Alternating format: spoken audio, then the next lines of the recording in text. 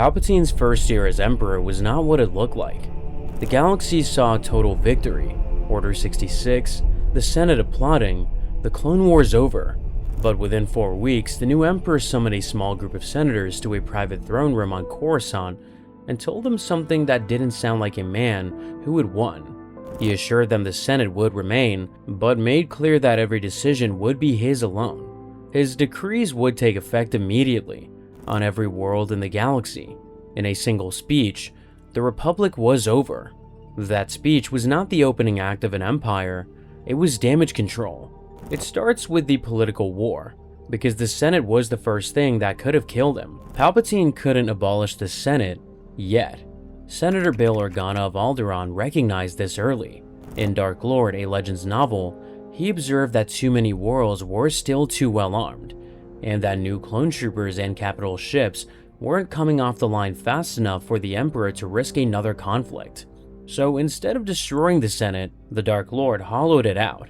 He stripped senators of control over their sector's military forces through a measure called the Sector Governance Decree. Within weeks, 63 senators who had formally demanded he give up his emergency powers were arrested on conspiracy and treason charges. Mon Mothma observed that the Senate, as a practical matter, no longer existed. But stripping the Senate of power was only half the job. The other half was building something to replace it. The Emperor made the wartime Governor Generals permanent, creating a new class of regional governors loyal only to him. A new rank, Moff, was invented for the most ambitious of them. Welf Tarkin was among the first to receive it. Palpatine used these governors to issue the harshest of his decrees, while he preserved his own image as a benevolent leader. Only a handful of people knew the full truth about who he really was. Bail Organa suspected that Mas Amedda, Said Pestage, and possibly Sly Moore knew Palpatine was a Sith Lord.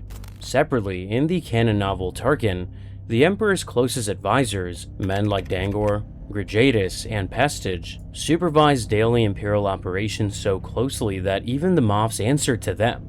Everyone else, including the military advisors like Arman Assad, the head of internal security, had no idea. The Emperor's disfigured face helped keep it that way. He withdrew from public contact, kept himself hidden under a heavy cowl, and sat on a throne built to place him in permanent shadow. Organa told Mon Mothma they might never get that close to him again. Pestage handled the sensitive jobs that the Emperor couldn't be seen directing. When Senator Fang Zar broke house arrest and fled to Alderaan, Palpatine sent Vader after him, and the apprentice killed him. Palpatine expressed public displeasure because a dead senator could become a symbol, but privately he told Pestage he was satisfied. As for Bail Organa, who had sheltered Zar, the Emperor chose patience. He told Pestage that Organa was worth watching, but not worth acting against yet. Palpatine suspected Organa might know the truth about the Sith, and even wondered whether Padme Amidala's children had really died with her. But moving too fast against the wrong senator could trigger exactly the organized resistance he was trying to prevent. He even infiltrated spies and professional agitators into protest movements on Alderaan, so that any riots could be used as an excuse for the regional governor to arrest dissidents and restrict travel. Meanwhile, Republic intelligence became Imperial intelligence. Most government ministries were funneled through Compnor, the Commission for the Preservation of the New Order, which controlled bureaucracy, the arts, and youth education. HoloNet access was restricted, and Coruscant was renamed Imperial Center. All of it cost money the Empire didn't have yet, so Palpatine took it from the losing side. Separatist-aligned corporations were nationalized or forced into treaties that handed their assets to loyalist firms. The credits went into military production on a scale Mon Mothma found alarming. She warned Bail Organa that half the budget was going to new Star Destroyers and that the Finance Committee couldn't even account for all the spending. Still, credits alone couldn't solve every problem. Construction on the Emperor's most important projects was lagging because there weren't enough workers. After the invasion of Kashyyyk later that year, 200,000 Wookiees were rounded up and placed in containment camps. Palpatine then gave Tarkin permission to transport them directly to the construction site of his secret weapon. When credits ran short, Conquest filled the gap. But while the Emperor gutted the Senate, His generals were fighting a completely different war across the Outer Rim, and they were losing the race against time. The Clone Wars did not actually end with Order 66. The Separatist leadership was dead, and the droid armies had been shut down by a signal from Mustafar. But rogue paramilitary groups had already seized an entire fleet of droid-piloted warships before Imperial forces could reach them. In Hutt space, smugglers and pirates exploited the chaos, while on worlds like New Plimto, former Confederacy populations were still fighting. According to the Essential Guide to Warfare reference book, the Empire launched 3 separate military campaigns within the first year. Admiral Screed and General Ramodi attacked Separatist holdouts in the Ciutric Theater, where forces from Unilinst and Megiddo had regrouped with pirates and Thalassian slavers. The 12-sector army spent months grinding down the Cymerthian insurrection, where leader Tun Baktora had reactivated droid armies and factory worlds. In the third campaign, Octavian Grant destroyed the last Trade Federation remnants under Marath Vuro, chasing them down the Five Veils Run.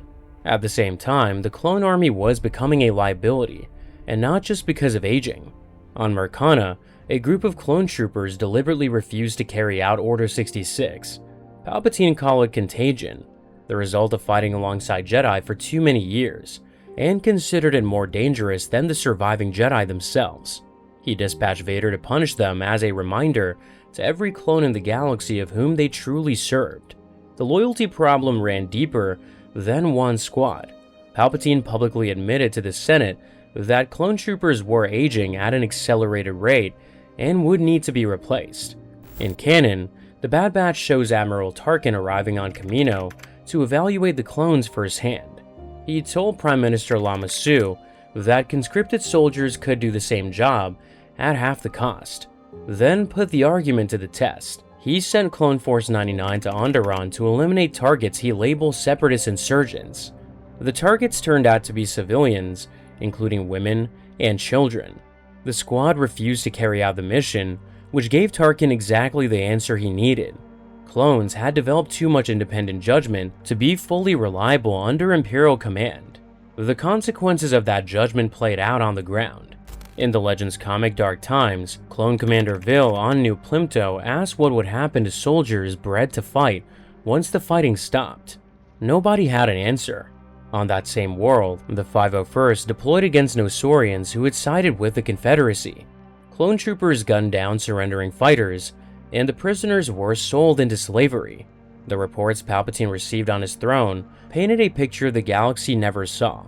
One by one, the Emperor's military advisors stood before his throne and delivered their reports. New stormtroopers were being grown in the Outer Rim, academies were filling with recruits, and capital ships were rolling off the line from Cienar and Kuat Drive.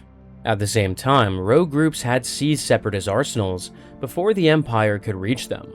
Smugglers in Hutt space were running spice through new routes, and massive protests had been broken out on Alderaan, Corellia, and Kaminor.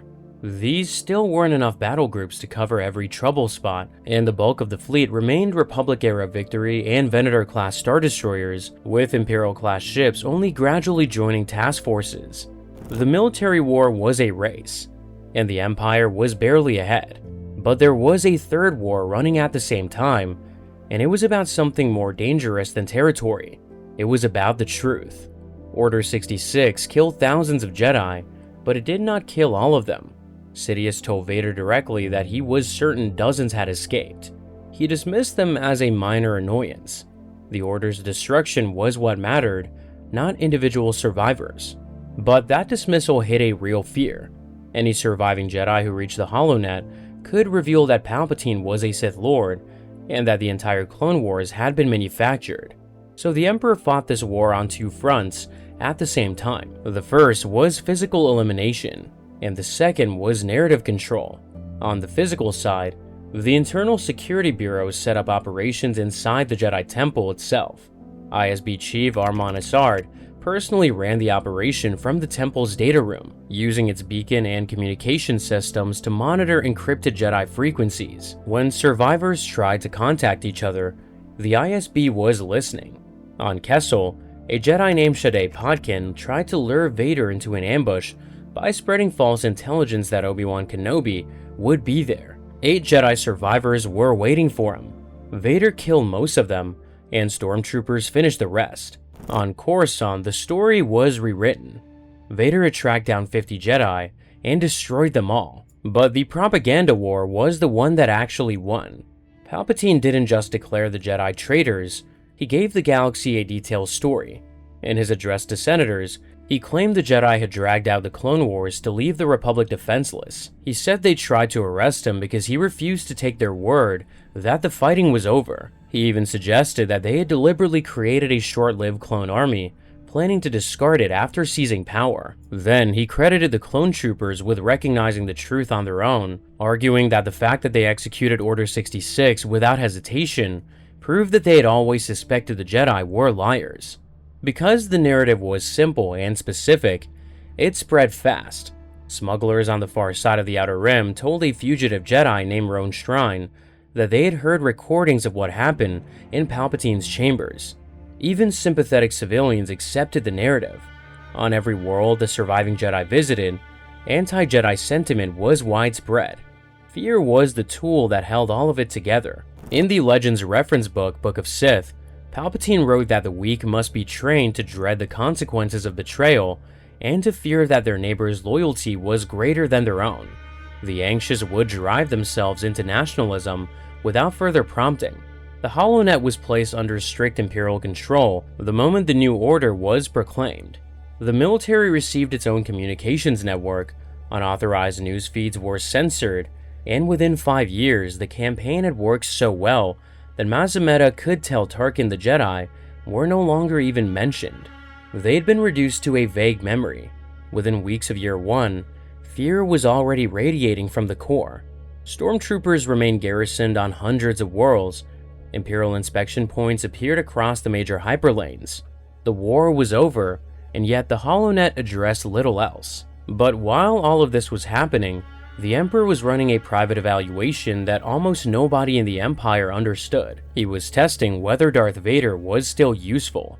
Most people assumed Vader was Palpatine's unquestioning enforcer from the start.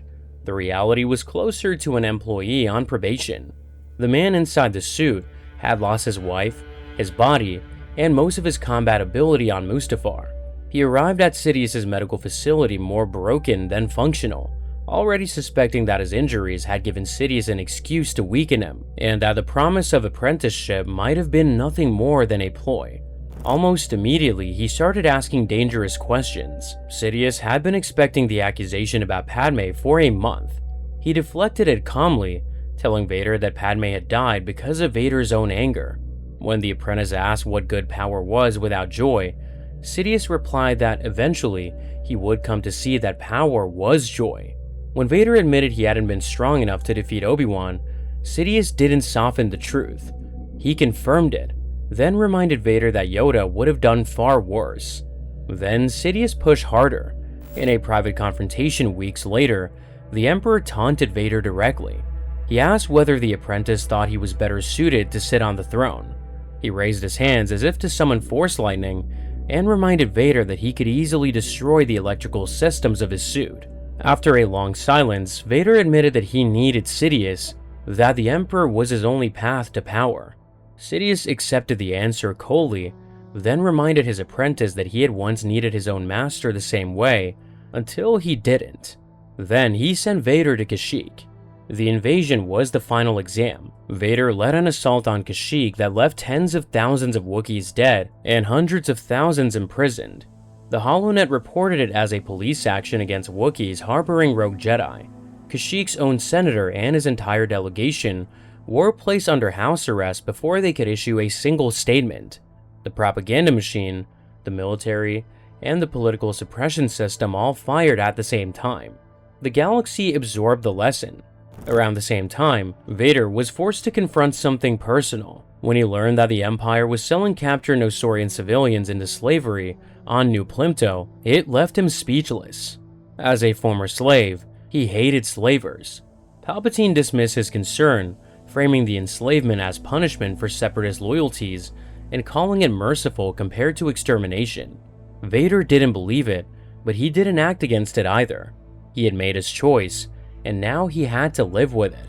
When it was over, Tarkin responded to the Emperor that Vader had proved very capable. Fleet commanders were uneasy because they didn't know who Vader was under the mask or how he had become the Emperor's representative.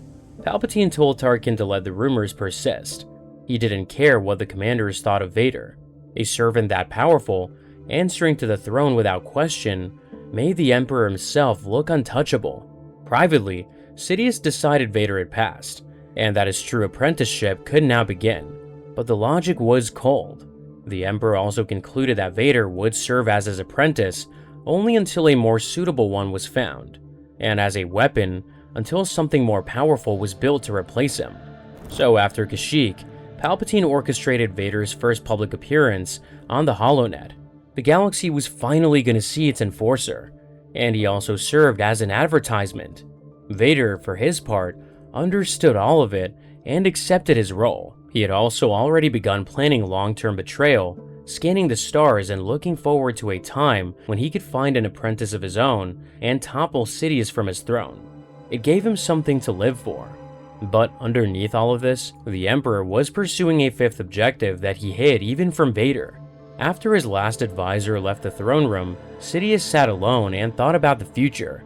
He could still hear the voice of his former master, Darth Plagueis, lecturing him that the path to power started small, with the self, and expanded outward through people, institutions, and entire species until it consumed the galaxy. Sidious had completed every step except the last one, escaping death. In Dark Lord's epilogue, the Emperor reflected that by the time Vader grew strong enough to threaten his position, he intended to be fully conversant with the secrets Plagueis had spent a lifetime seeking, the power of life over death.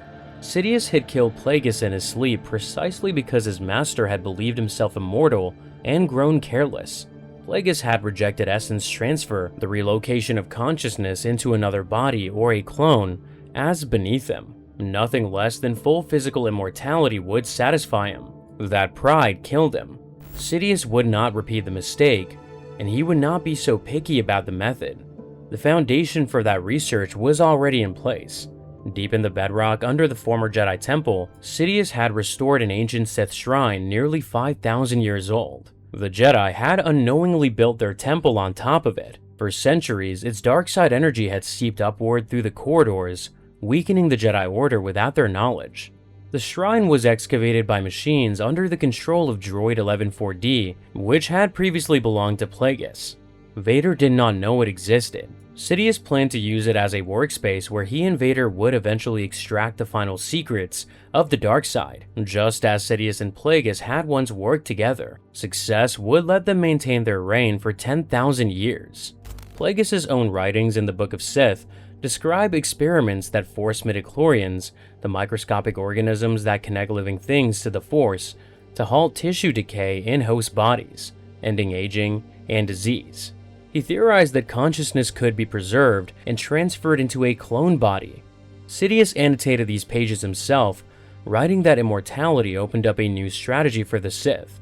He would no longer need to plan for the succession of the Sith Order after his death. Schemes that would have died with any mortal ruler could now unfold over decades or even centuries. Decades later, those plans produced exactly what Sidious had designed.